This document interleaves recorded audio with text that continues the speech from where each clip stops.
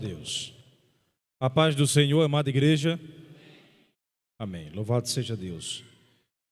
Abra sua Bíblia em Colossenses.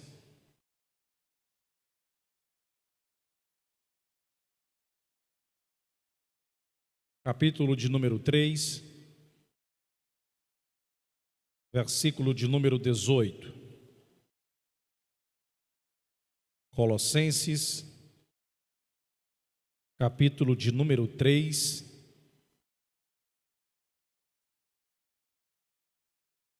versículo de número 18, até o verso de número 21. Pode colocar na Nova Almeida atualizada.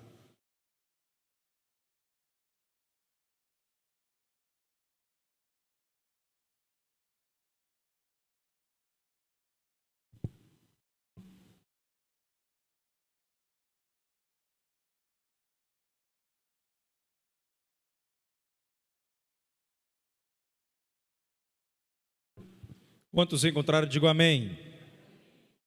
Diz assim a palavra do Senhor, muita atenção. Colossenses 3, verso de número 18.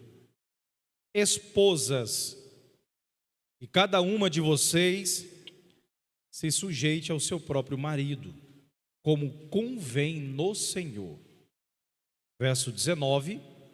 Maridos, que cada um de vocês ame a sua esposa e não a trate com amargura. Verso 20. Filhos, em tudo obedeçam a seus pais, pois fazer isso é agradável diante do Senhor. Verso 21.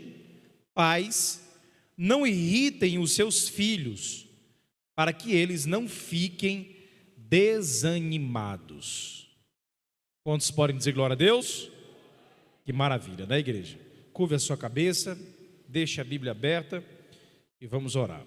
Eterno e soberano Deus, maravilhoso Pai, obrigado, Senhor, por essa noite especial, onde estamos reunidos em Tua presença. Fale nessa noite a cada coração, a cada família, a cada vida, e que venhamos a crescer na graça e no conhecimento da Tua palavra. Senhor Deus, enche o nosso caminho com coisas maravilhosas a descobrirmos juntos na vida familiar, como casal, como pai, como mãe, como filhos, que todos nós somos. Obrigado, Senhor, porque mais uma vez podemos abrir a nossa boca e exaltar o Teu santo e poderoso nome. Te agradecemos por tudo, em nome do Senhor Jesus Cristo. Amém.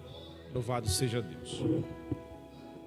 Meus queridos irmãos, nessa noite eu quero trazer alguns princípios práticos para uma vida familiar de acordo com a vontade de Deus. É o subtema da mensagem dessa noite.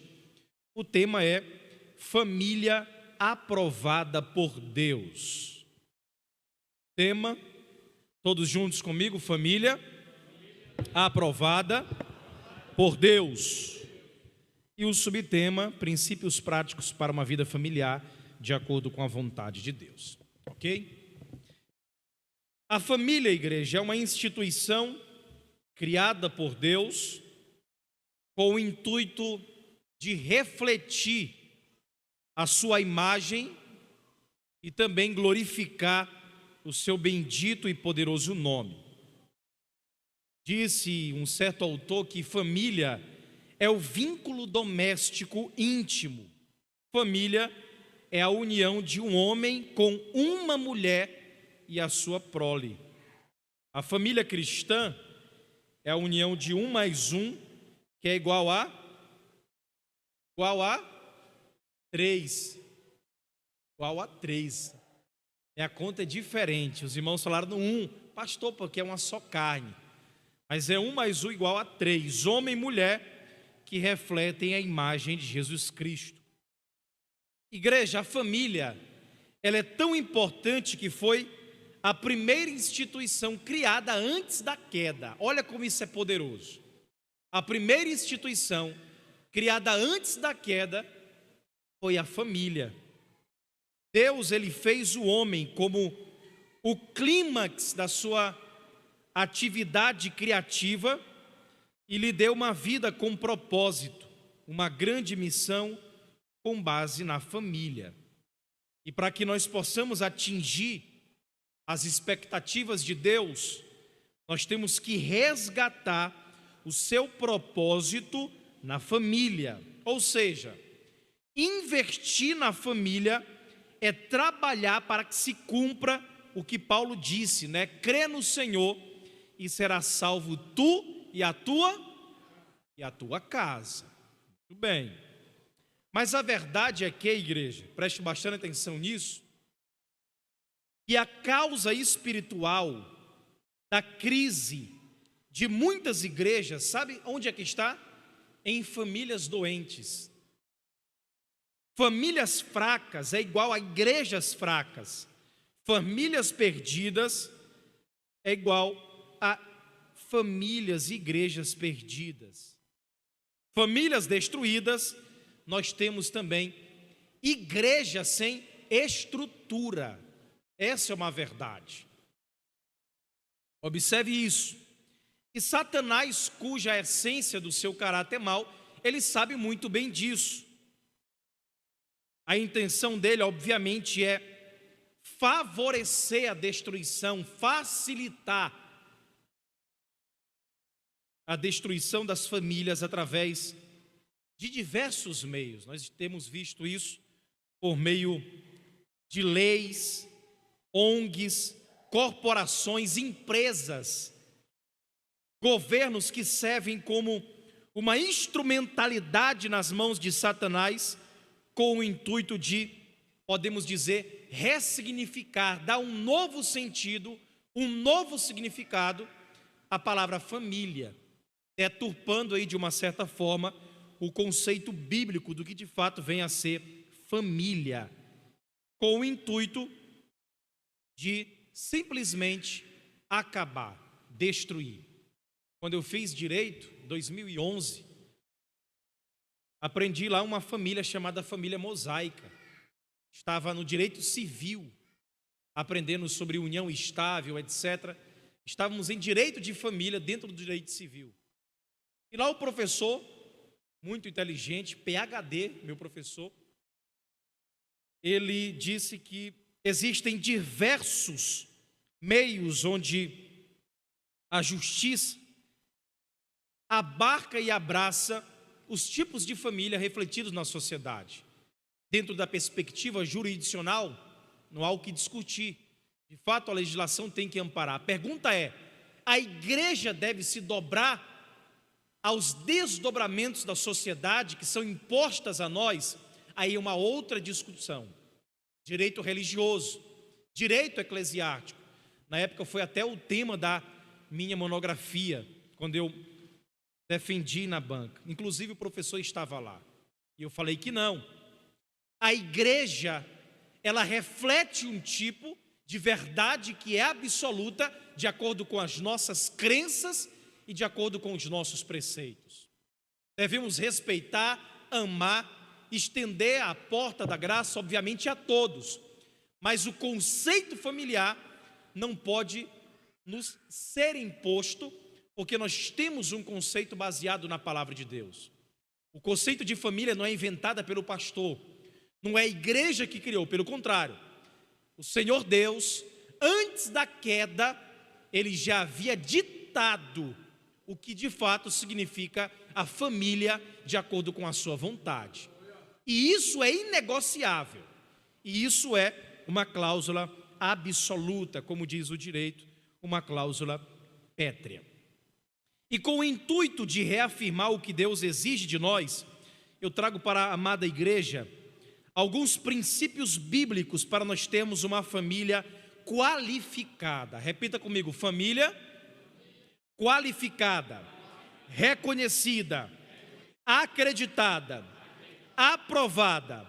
Por quem, igreja? Por quem? Por Deus. Por isso que o texto que nós lemos, o apóstolo Paulo escrevendo aos Colossenses, capítulo 3, verso 18, 19, 20 e 21, ele dá conselhos para as esposas maridos, filhos e pais. Olha como esse texto é importante e maravilhoso. Se você que está aqui é pai, a mensagem é para você. Se você é esposa, a mensagem é para você. Se você é filho, a mensagem é para você. Pastor, eu sou solteiro, sou viúva, sou viúvo, a mensagem também é para você. Como diz aqueles pregadores pentecostais, né? Fica no teu lugar para você não perder a bênção. Todos nós estamos englobados no texto que o apóstolo Paulo nos ensina. Eu quero apenas rapidamente traçar o contexto para que os irmãos entendam o pano de fundo daquilo que o apóstolo Paulo estava nos ensinando. Meus amados irmãos, Colossenses é uma das epístolas que o apóstolo Paulo escreveu durante o seu primeiro aprisionamento em Roma. As outras foram Efésios, Filipenses e Filemão, que são conhecidas quando estudamos essa disciplina em teologia chamada de cartas da prisão. 4 cartas que o apóstolo Paulo escreveu durante o seu primeiro aprisionamento em Roma. Ele ficou 2 anos aprisionado numa casa alugada.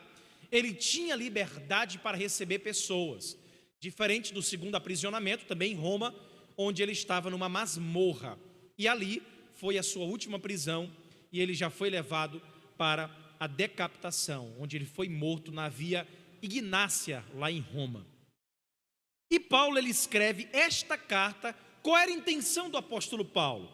Era de combater o chamado gnosticismo judaico e também para dar instruções básicas em diversos âmbitos. Por exemplo, o apóstolo Paulo, se você quer aprender sobre louvor a Cristo, ele traz instruções práticas na carta aos Colossenses. Ele fala também de reconciliação. A carta aos Colossenses ela é muito rica, fala de louvor, de culto e adoração a Deus. Mas além disso, ela também nos ensina princípios, instruções de como devemos viver uma vida cristã a 2, em família e o relacionamento com os filhos. O apóstolo Paulo também trata dessas questões. Interessante que tem uma discussão, alguns dizem, o apóstolo Paulo foi casado, outros dizem, não, ele não era casado, porque senão ele citaria, mas enfim, isso é secundário para o nosso estudo nessa noite. Alguns dizem que sim, outros dizem que não, mas o que importa é a verdade da palavra de Deus. Já quero colocar para escanteio outra questão.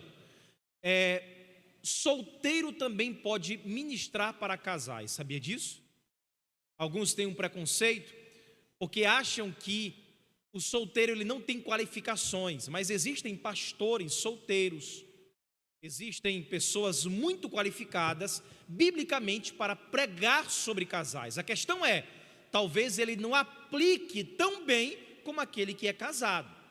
Aquele que é casado, ele pode aplicar melhor, mas o princípio bíblico é para todos, casado, solteiro, viúva, enfim, porque a verdade não é a nossa experiência, a verdade que é para aprendermos, ela vem da palavra de Deus. Quantos concordam? Digo amém. Então pronto. E uma das características do apóstolo Paulo é que ao escrever as suas cartas, ele primeiramente, nos capítulos iniciais, ele traz aspectos mais teóricos e teológicos, e na parte final ele trata de questões mais práticas. E aqui em Colossenses não é diferente. Colossenses tem apenas 4 capítulos. Olha como é maravilhoso de estudar essa carta. Apenas quantos capítulos, igreja? 4. E no capítulo 3 está contido aspectos mais práticos da vida cristã. Observe que na maioria das Bíblias, o título do capítulo 3 é Os Deveres em Casa. Você pode até olhar na sua Bíblia aí como é que está o título do capítulo 3. A minha aqui está Os Deveres em Casa. Verso 18. Como é que está o teu? Os deveres do lar. Olha aí. Então é o tema deste capítulo, a partir do verso 8, os deveres em casa. Vamos lá? Os deveres em casa. Muito bem, preste bastante atenção. Então, igreja, o capítulo 3 é basicamente isso: instruções práticas para o convívio familiar. Então, vamos analisar versículo por versículo. Observe aqui, verso de número 18.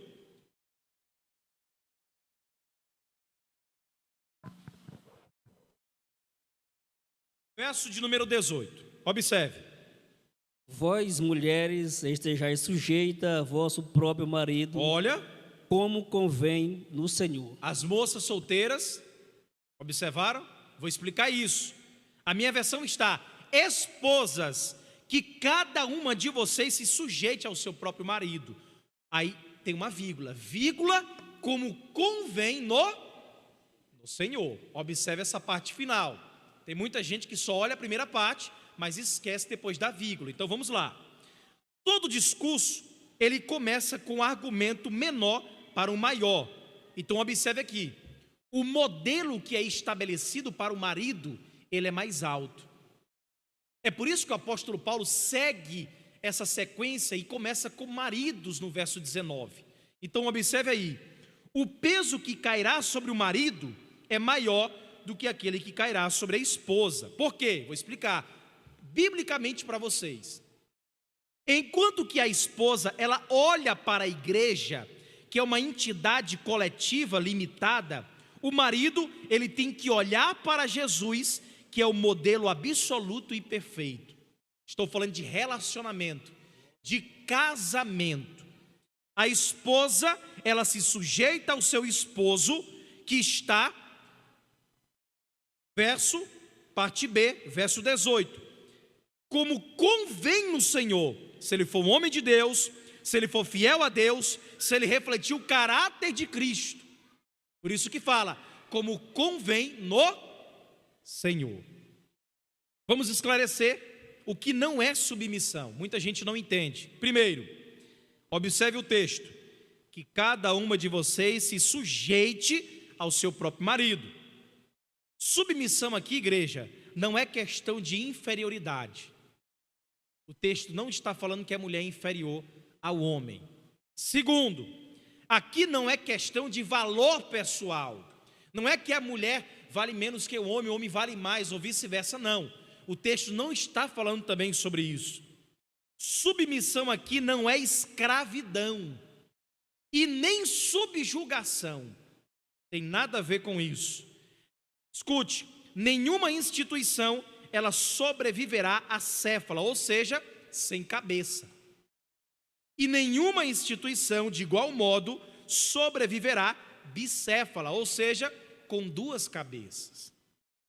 Eu quero dizer com isso, Deus, ele coloca o homem como, vamos lá, igreja, Deus, ele coloca o homem como cabeça. Essa condição aqui não é de superioridade, é apenas funcional. Esse é o conceito bíblico, de acordo com a palavra de Deus. Aqui não é questão o homem ser superior à mulher, é questão funcional. Eu vou lhe dar um exemplo, observe bem.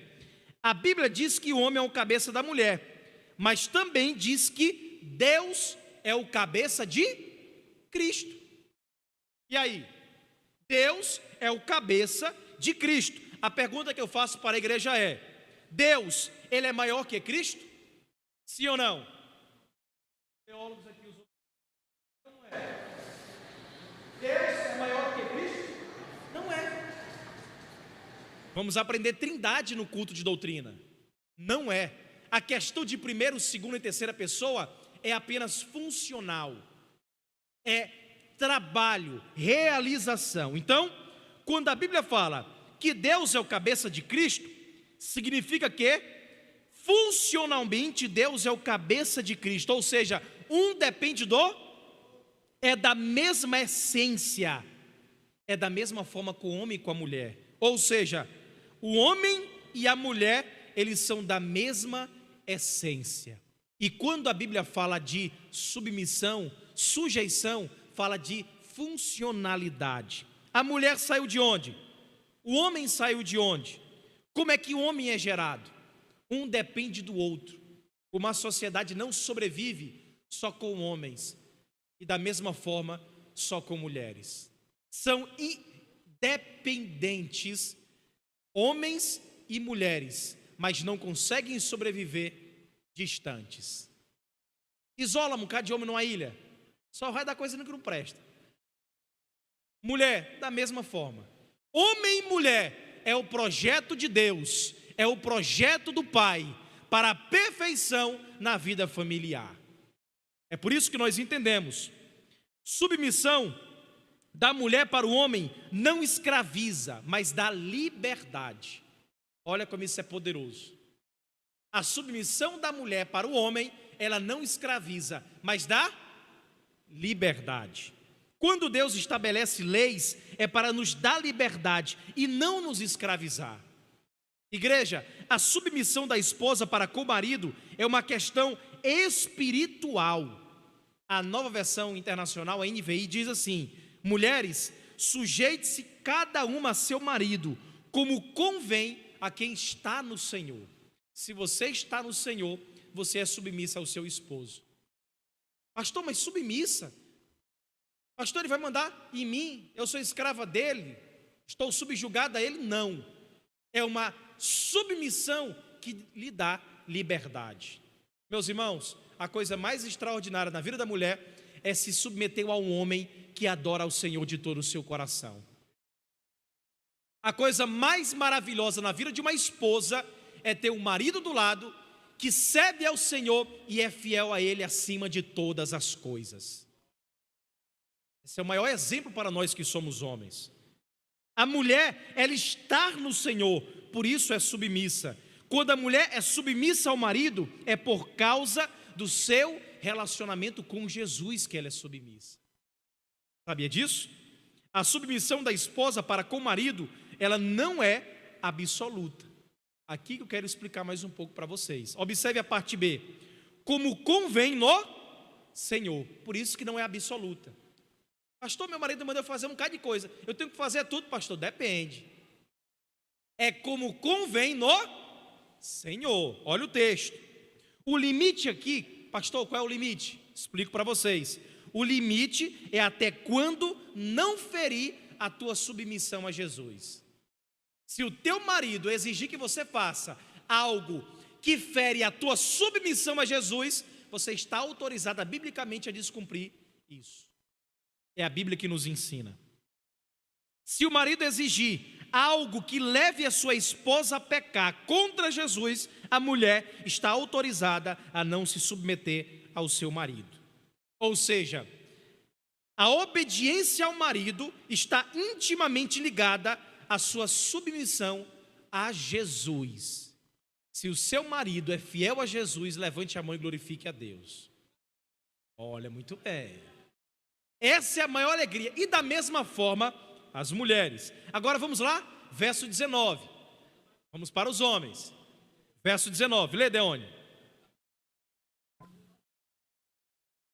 Vós maridos, maridos, amai a vossa mulher. Amai quem? A vossa mulher. É a vossa mulher, não é mulher dos outros não. E não vos irriteis contra ela. Olha aí, ó, a minha versão está melhor. Maridos, que cada uma de vocês ame a sua esposa e não a trate com amargura. Eita, meus irmãos. Viu aí? Observe o seguinte. Agora, o padrão, ele aumenta. Observe o texto. Lá em Efésios capítulo 5, verso 25, está assim: maridos, que cada um de vocês ame a sua esposa, como também Cristo amou e se entregou por... Olha aí, eita amor maravilhoso, irmãos. É se entregar. Isso aqui que é o amor bíblico.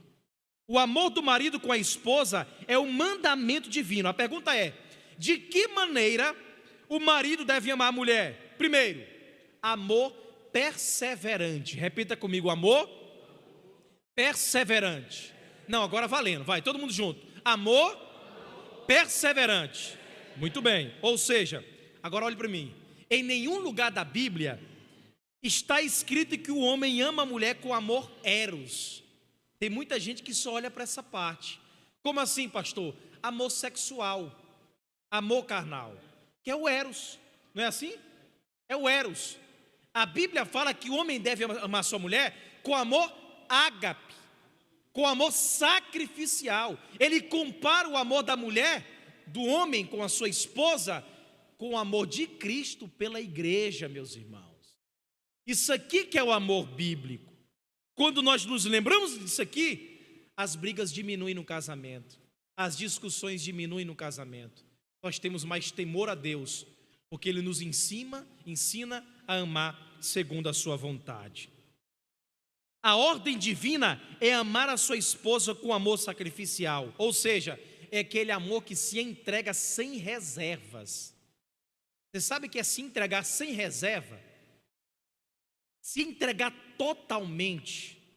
O amor do marido pela esposa impede que ele agrida ela com palavras e atitudes. Olha como se nos ensina. Ensina a mim, se todos nós estamos aprendendo com a palavra de Deus. O amor sacrificial impede que nós agridamos a nossa esposa com palavras e atitudes. A mulher, ela deve ser mais cuidadosa com a sua aparência e o homem com as suas palavras. Sabia disso? Olha o que diz o texto no verso 19: se o homem é atraído pelo que vê, a mulher é atraída pelo que ouve. Por isso que devemos elogiar a nossa esposa. O marido é mais desleixado, aquele negócio todo, mas a mulher, cuidado com a sua aparência, organize-se, faça uma chapinha, um negócio legal, né? Passa um pozinho compacto para... Isso tudo é especial. Não vai exagerar também que vai ficar parecendo a cara de um palhaço, aí não dá certo. Faça as coisas tudo com medida. Não é verdade? Porque tem irmã que exagera num pó com aqui de longe, parece um cal vindo ali, um negócio branco. Minha irmã, que é isso, minha santa? Mas vamos tomar providências para os homens também da mesma forma. Eu falo das mulheres, mas os homens também. Tem homem que é desleixado demais, meus irmãos. Tem irmão que eu vou visitar, não aqui no Ponte, né? Graças a Deus, ainda não vi isso não. Mas tem irmão que toda vez que eu vou na casa dele visitar ele está com o mesmo calção. Rapaz, é um calção rei verde, acho que ele jogava bola com ele desde criança. O irmão, invista na roupa, no guarda-roupa, bote uma roupa especial. O seu marido, irmã, observe ele. A Eli Caiane, quando eu estou chegando na igreja, que eu venho muito agoniado, eu me arrumo em 10 minutos, Graças a Deus que o pastor não é tão feio, né? Então eu me arrumo ligeiro demais, meu irmão. O cabelo já está faltando, então eu só faço assim, pronto. Estou arrumado. Aí a Eli Caiane vinha atrás de mim, me arrumando todinho, meus irmãos. Me arrumando. Ela, meu amor, para aí. Não sei se o Josué já viu. Aí, às vezes, a meia vai por cima da calça, ela vai e tira, organiza, né? Vai meio troncho, isso aqui atrás enrola assim, Aí ela vai ajeitando, organizando. Pronto. Isso se chama o quê? Cuidado.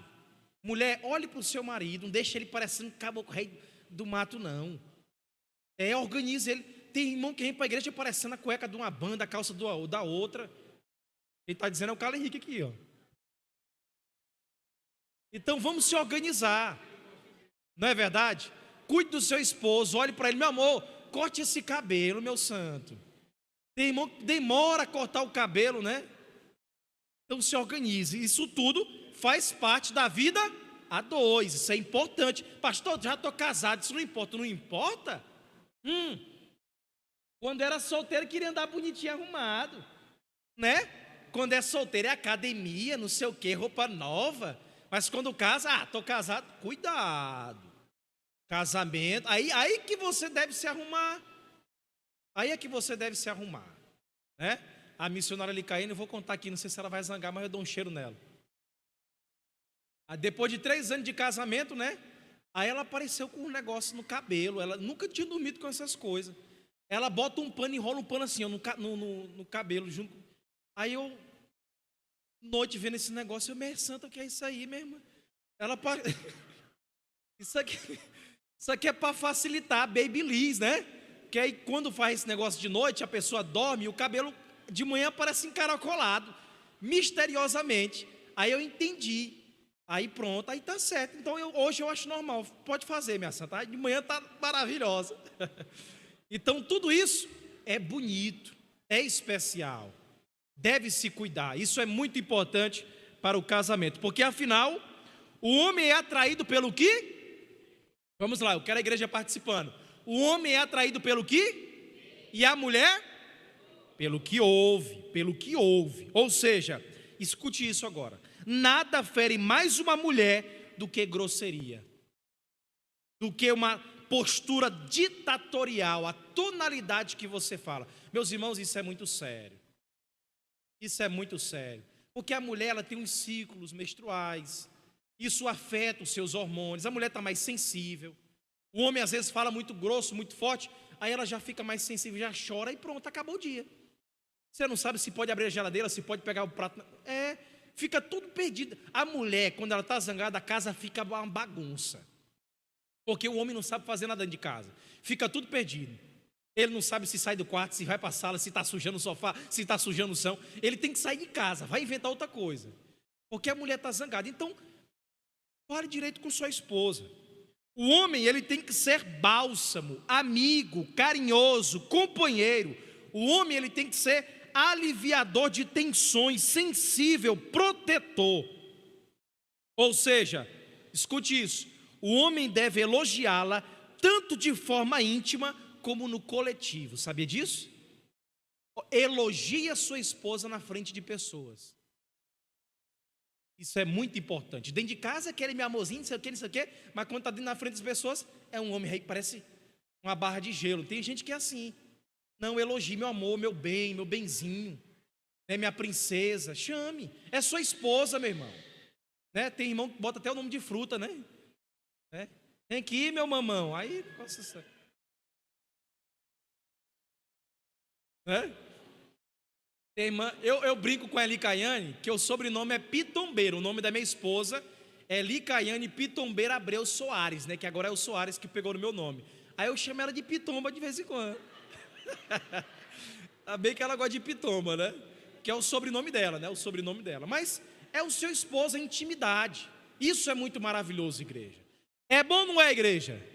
É melhor chamar a esposa do que outra pessoa. Então, irmã, tem irmã que quer ser santa demais, aquele negócio. Deixa o teu esposo te elogiar. Fale, abrace, cheire meu amor, meu benzinho. Tudo isso é maravilhoso. Irmão, isso aquece o casamento. Sabia disso? Isso aquece. Para que o teu casamento não caia naquela rotina, essas coisas vão aquecendo. Torna vocês mais íntimos, mais próximos.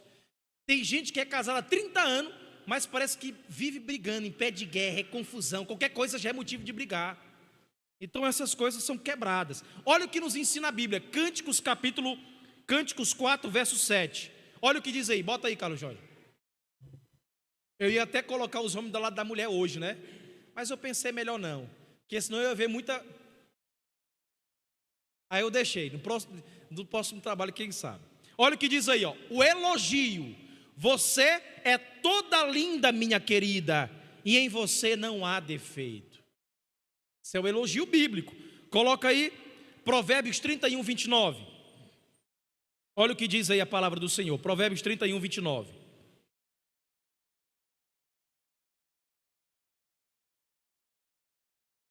Provérbios, isso. Muitas mulheres são virtuosas no que fazem, mas você supera todas elas. Eita, coisa maravilhosa, né? Tem irmão que quer jogar indireta, vai para casa do outro, vai comer, eita, mas essa comida está gostosa, jogando direta para a esposa, com coisa. Não é assim, irmão? Não faça isso não, né? Tem mulher também que é do mesmo jeito, que às vezes tem marido que é um pouco desleixado, né? Ele demora a trocar uma lâmpada, trocar um negócio, aí às vezes a irmã vai conversar com outra, fala, eita, mas o marido daquela irmã, ela troca a lâmpada bem rapidinho. Aí o irmão fica zangado por causa disso. Essas coisas de indireta só servem para colocar fogo. Então tome muito cuidado com o que você diz, com o que você fala. O que Paulo diz nesse texto, escute bem, verso 19, é que o marido ama, mas ele também demonstra o seu amor com atitudes. Falar é muito fácil, a questão é ter atitude. Isso que é mais maravilhoso. Não tratar com amargura também tem outro sentido. Observe. O autor aos Hebreus, ele diz que temos que ter cuidado com a raiz da amargura. É isso que o autor fala. Normalmente a amargura é uma palavra, uma atitude mal resolvida que ficou guardada. Ou seja, no momento em que se arquiva essa amargura, isso automaticamente azeda o coração da pessoa, a alma, e consequentemente, segundo Hebreus, duas coisas acontecem quando a pessoa guarda a amargura no seu coração. Então, se você tem algum ressentimento, meu irmão, peça perdão para Deus nesse momento e fala: Senhor, que eu esqueça esse passado, que eu atravesse isso que aconteceu, que eu consiga lidar com essa situação. Porque se você continuar com a raiz de amargura no teu coração, duas coisas podem acontecer. Quantas coisas? Primeiro, ficar perturbado. Isso é verdade. Tem gente que fica louco, meu irmão, maluco. Tem mulher que é ciumenta demais. E vice-versa, marido que é ciumento. Eu vi um vídeo muito forte agora, estamos aqui num culto de família, de um rapaz que matou a ex-mulher dele. Atirou, um jovem rapaz advogado, tinha 40 e poucos anos ele. Matou ela e depois se suicidou ali. Matou, atirou na cabeça e caiu no chão. Os dois, por causa de desentendimento, briga, discussão. Ela discutindo com ele discutindo com ela. Isso é muito sério. É muito sério. Tem pessoas que ficam perturbadas.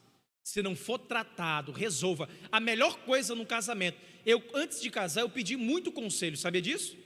Muito conselho.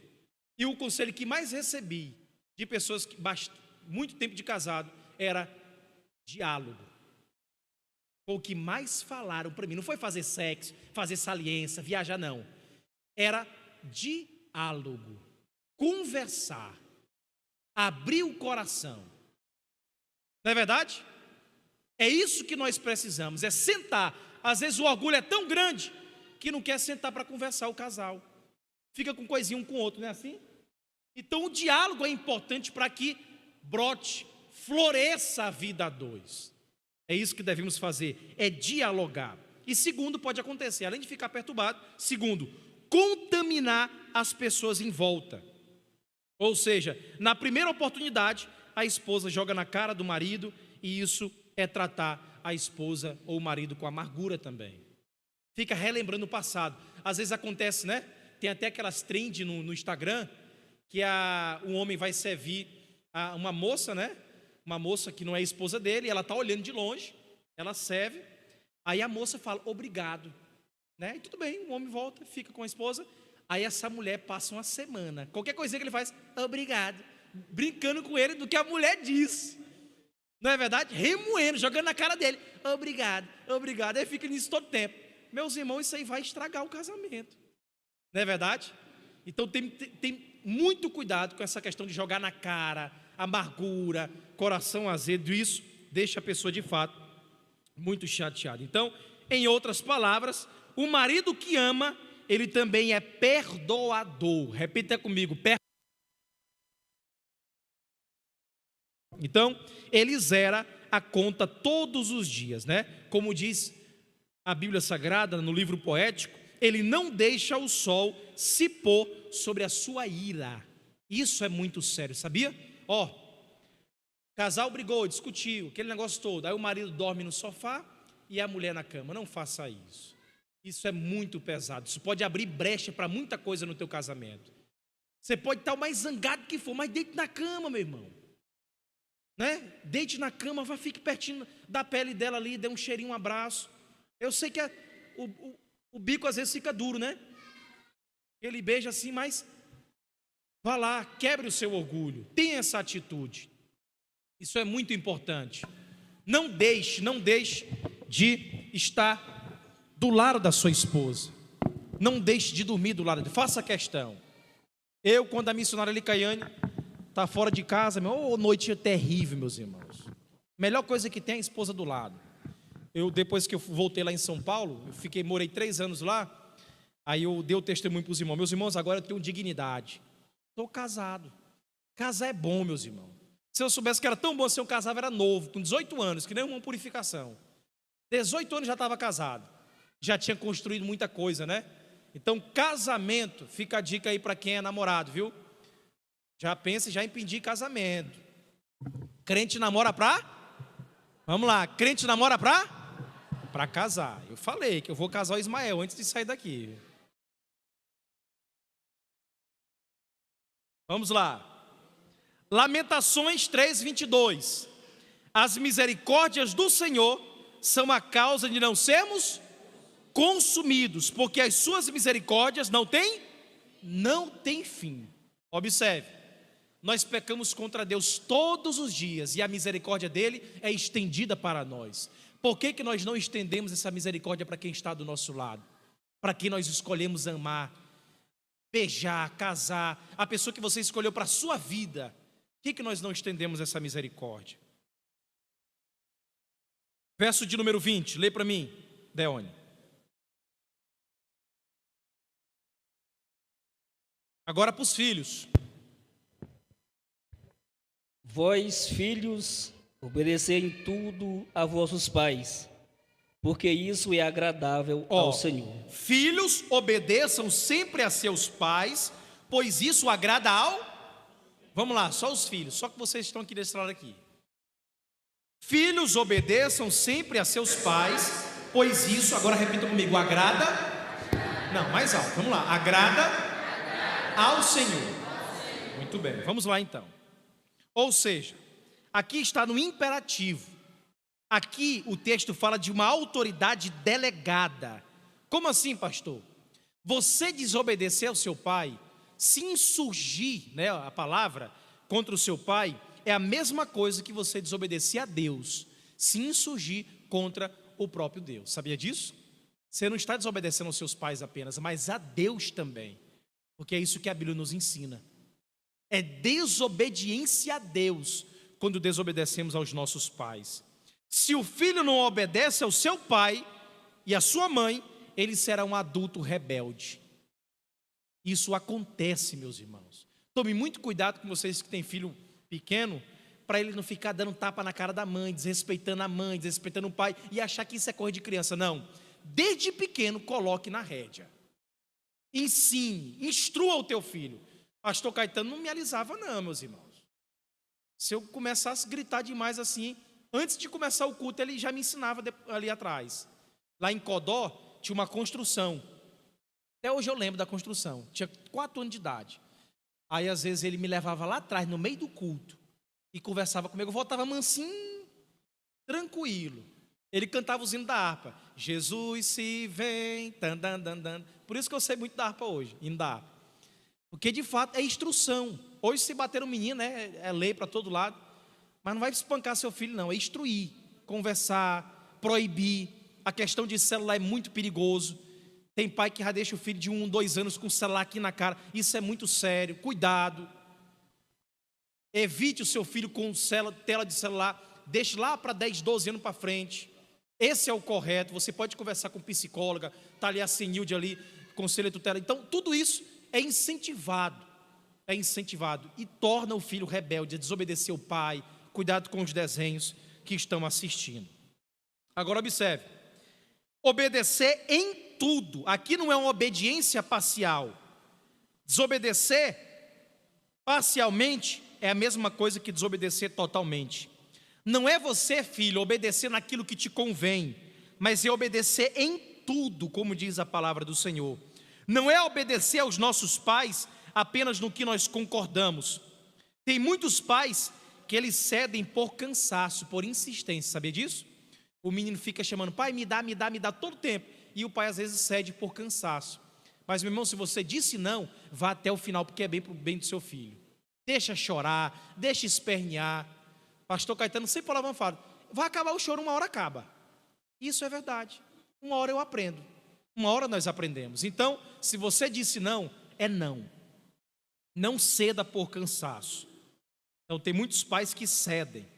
Terceiro, a obediência dos filhos para com os pais é agradável a Deus, né? Esse princípio ele é estabelecido tanto no Antigo Testamento quanto no Novo Testamento. É um mandamento. O que diz Êxodo 20:12? Olha o que diz: honra pai e mãe para que se prolonguem os seus dias na terra. Quer viver muito? Quer? Obedeça o seu pai e a sua mãe. Isso é um mandamento bíblico. Nós temos vários exemplos. Vocês sabem disso. Então devemos ter muito cuidado. Pastor, já tenho 40 anos, meu pai está com 80. Obedeça o seu pai e sua mãe. Obedeça. Pastor Caetano, olha, o meu maior exemplo é meu pai. Meu pai e minha mãe. Meus irmãos, meu avô tem 93 anos. 94? 94 anos. Difícil um dia que eu não vejo o carro do meu pai parado na porta da casa do meu avô. Quase todos os dias ele vai lá, sabe fazer o quê? Bença pai. Olha que coisa maravilhosa. E eu, da mesma forma, toda vez que eu vejo meu pai, bença pai. Ele pode estar no púlpito, eu vou lá, beijo na mão dele, bença pai. Eu aprendi assim. Quero que meus filhos sejam da mesma forma. Tem filho que chega, e aí, cara? E aí, pai? E aí, velho? Meus irmãos, isso é coisa séria, muito séria. É seu pai, é sua mãe. Você deve respeito aos seus pais. A Bíblia diz, para que prolongue os seus dias na terra. Isso é muito sério. Verso 21, lê para mim, Deone, por gentileza. Quem está acompanhando, diga amém. Glória a Deus. Vamos lá, olhe para a Bíblia, Colossenses 3, 21. Vós, pais, não irriteis a vossos filhos. Olha, para que não percam o ânimo. Observaram? Pouca gente prega no verso 21. Agora é para os pais em relação aos filhos. Tem muita gente que pega do marido para a esposa, da esposa para o marido e da família para os filhos, mas pouco se fala dos filhos em relação aos pais. Eu quero trazer para vocês aqui. Agora para os pais. Eu trouxe para vocês aqui 7 formas em que os pais podem irritar os seus filhos. 7. Se estiver acontecendo com você, corrija. Primeiro, a forma da irritação, a gravidade da irritação e o resultado da irritação. Primeiro, quando não há coerência dos pais, ou seja, exigem dos filhos e não fazem a mesma coisa. Isso é muito sério. Tem pais que exigem muito dos filhos, mas não são exemplo dentro de casa para os filhos. Então não adianta nada. Você está falando à toa. Meu filho, não passa no sinal vermelho. Aí o pai com o menino na garupa, passa no sinal vermelho. Meu filho, diga sempre a verdade, seja verdadeiro, não minta. Aí chega alguém, bate, o cobrador chega na casa do papai, aí fala para o filho, não, diz que eu não estou não. Não é verdade? Isso é sério. Acontece ou não acontece, igreja? Acontece. É formas de você deixar o seu filho desanimado. Você não está ensinando o seu filho. Não está ensinando o seu filho. Segundo, quando não há regras claras, eles são elogiados e disciplinados pela mesma atitude. Isso acontece muito. Tem filho que é elogiado porque fez algo e às vezes o pai briga com ele porque ele fez a mesma coisa. Então o filho fica confuso, ele não sabe o que faz. O pai briga e elogia pela mesma coisa que está fazendo. Pode deixar o filho desanimado. Terceiro, quando não há diálogo, quando você não conversa com os seus filhos. Igreja, isso é muito importante, conversar com os filhos. Sente com eles, converse com eles, pegue o celular dos seus filhos, principalmente se for menor, 10, 12, 14 anos, olhe o histórico da conversa na internet. Eles vão, talvez alguém fique irritado comigo, mas isso é para o bem de vocês. Essa é a realidade. Tem muita criança de 10, 12 anos que está apaixonada por um cara da internet, aí some de casa, porque o pai não vigiou o celular do filho. Acontece ou não acontece, igreja? Acontece. Pastor, você está falando isso? Estou, é minha função como pastor. Minha função é essa, é pregar para vocês a verdade da vida cristã. Olha o que disse Absalão, né? Em relação ao seu pai. Papai, eu prefiro morrer, mas fala comigo. Absalão clamando. Aí quando Davi soube que seu filho Absalão morreu, ele chora dizendo, está lá em 2 Samuel 18:33, chorando, porque não tinha mais o filho já para dialogar com ele. Olha o que ele fala, é uma das passagens mais tristes da Bíblia. Absalão clama para Davi, papai, eu prefiro morrer, mas fala comigo. Aí Davi, rejeitando o seu filho, aí em 2 Samuel 18:33, coloca aí, Carlos Jorge, depois que Absalão morre, aí o que ele fala? Então o rei, profundamente comovido, subiu à sala que estava por cima do portão e chorou. Olha o que ele estava fazendo, e andando dizia, meu filho Absalão, meu filho Absalão, quem me dera que eu tivesse morrido em seu lugar. Absalão, meu filho, Isso é sério, não é, igreja? Ele não tinha mais o seu filho para poder dialogar. Então, enquanto o seu filho está debaixo do teu teto, as regras são suas.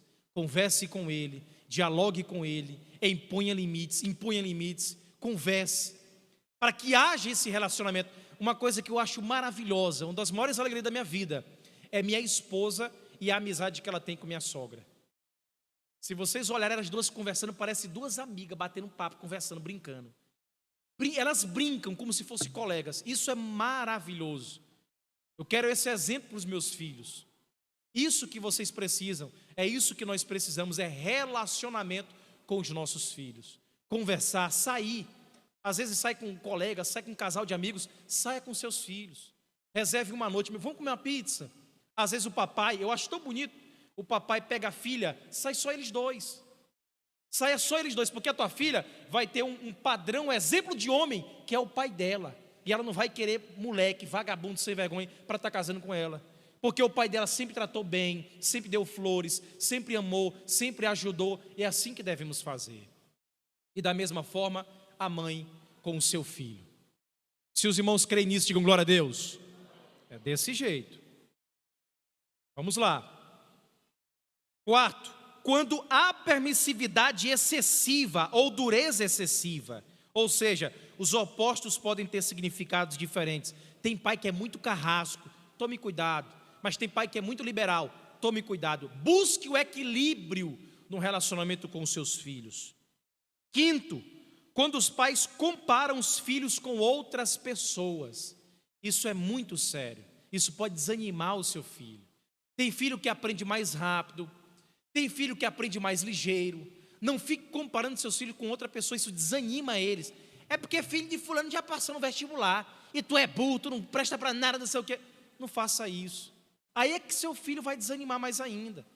Identifique se ele tem algum déficit de estudo, para aprender, coloque num reforço, ajude, converse com ele. O que está acontecendo com meu filho? Vai lá e pode descobrir alguma coisa. Então o diálogo pode ajudar e pode resolver nesse relacionamento. Então não compare os seus filhos com ninguém. Não compare. Seu filho é único, só existe ele. Então cuide dele com as ferramentas que Deus lhe deu em submissão a ele. Sexto, quando os pais entram em conflito por ordens dadas ao filho. Ou seja, pais confusos geram filhos perdidos. O pai fala sim, a mãe fala não. Aí como é que fica? O filho só vai para a mãe. Ou aliás, para o pai ou para a mãe que fala sim. Por isso que tem filho que prefere mais a mamãe, o papai, porque a mamãe fala mais sim do que o pai. Vou chamar teu pai.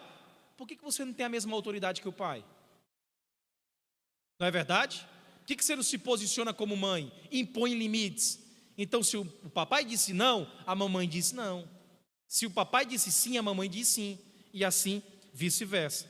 E por último, sétimo, quando brigam o tempo todo na frente dos filhos. Isso é uma das coisas que mais destrói a vida de um filho no seu período formativo, é quando os pais brigam na frente dos filhos. Isso é muito sério. Tem pai e mãe que não tem noção. Aí o filho está ali, briga, discute na frente do filho, e o filho acha que casamento é aquilo ali, é aquela briga, aquela discussão, aquela confusão. Evitem que os seus filhos vejam as suas brigas. Pastor, isso acontece lá em casa. Então mude, peça para Deus misericórdia para que o seu casamento seja transformado. Esse é o sentido da nossa pregação e da nossa palavra. Quem está entendendo, diga glória a Deus. Nossa função é essa, pregar a palavra do Senhor. Quando se irrita o filho, peca-se contra Deus.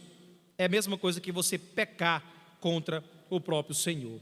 A gravidade da irritação, para que os seus filhos não fiquem desanimados. O verso 21, a parte B. Então, existem muitos filhos, igreja, com emoções amassadas, filhos inseguros, porque os pais não são capazes de fazer um elogio para os seus filhos. Isso acontece.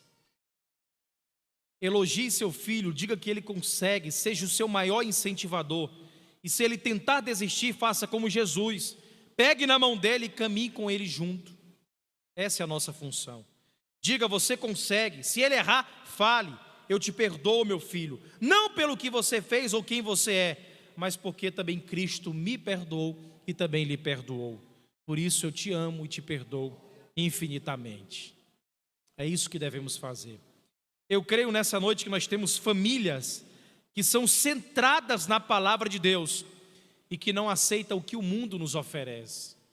Esse é o maior perigo que a igreja corre, é aceitar aquilo que o mundo oferece, é seguir os princípios deste mundo, um mundo que está cheio de maldade, de pecado. Parece que tem muito casal que a base do relacionamento deles é a novela que a mulher assiste, que vê infidelidade na novela, vê imoralidade, vê traição, aí traz isso para o lar cristão.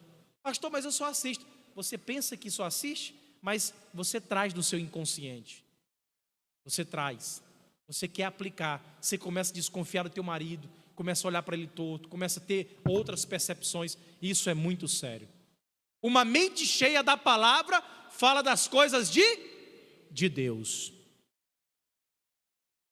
Enquanto o mundo fala que a igreja ela vai ser destruída, o Senhor diz: a igreja está nas minhas mãos. Enquanto o mundo diz que a família não é necessário, a igreja diz: a família é fundamental. Enquanto o mundo ele quer fragilizar a igreja, nós dizemos bem alto: nós estamos firmados na rocha, que é Cristo Jesus, que morreu por nós na cruz do Calvário. Então eu digo para a igreja, para encerrar esta mensagem: a base do relacionamento, espere pouco de você, nada dos outros, mas tudo de Deus. Curve a sua cabeça em nome do Senhor Jesus. Eterno e soberano Deus, maravilhoso Pai, nós estamos em Tua presença, Senhor, para clamar o Teu nome. Estamos neste momento num culto de família, para Te exaltar, para Te bendizer e para agradecer, Pai, por todo o cuidado que tem tido conosco. Senhor, eu Te peço, se há alguma família nessa noite que está precisando de auxílio, que o Teu Espírito Santo toque no coração e transforme pelo poder da Tua palavra. Senhor, se existe alguém no nosso meio que está triste, desanimado, algum filho com a sua emoção amassada, algum marido desconfiado, uma mulher que está triste, desanimada, Senhor, transforma agora nessa noite pelo poder da Tua palavra. Senhor Deus, a Tua palavra foi pregada e que ela faça o efeito em nossos corações. Que possamos apenas não escutar a palavra do domingo, mas colocar em prática na segunda, na terça, na quarta, todos os dias da nossa vida, até aquele grande dia em que iremos nos encontrar face a face com o Senhor na Nova Jerusalém. Deus maravilhoso, igrejas fortes com famílias fortes, que possamos investir no nosso casamento, querido Pai, que possamos Te adorar em espírito e em verdade, que possamos ser exemplo de famílias em nossa casa, em nosso bairro, no nosso trabalho, que as pessoas olhem para nós e enxerguem Cristo através das nossas vidas. Senhor Deus, perdoa pelos nossos pecados, perdoa pelas nossas falhas, nos perdoe pelos nossos erros, pelas nossas incertezas, as dúvidas diárias que nos alcançam, Senhor, nos perdoe, mas que o Teu Espírito conduza cada coração nessa noite, e que continuemos em Tua presença, Te adorando, em espírito e em verdade, porque Teu é o reino, Tua é a glória para todos sempre, Deus. Sustenta as famílias, Pai, com a destra da Tua justiça, e que a Tua graça continue sustentando cada casal, Senhor. Que as brigas não sejam maiores do que o amor que os uniu, Deus. Que as discussões, a impaciência e o orgulho não seja maior do que a graça que alcançou cada família, cada casa e cada lar, meu Pai. Que possamos nos lembrar dia após dia que aquilo que nos uniu é maior do que aquilo que pode nos separar. Deus de todo poder e Deus de toda glória, eu profetizo bênçãos sobre cada família nessa noite. Eu profetizo transformação em cada família nessa noite, e que a tua graça esteja nos sustentando dia após dia em nossa vida. Toda a igreja diga glória a Deus.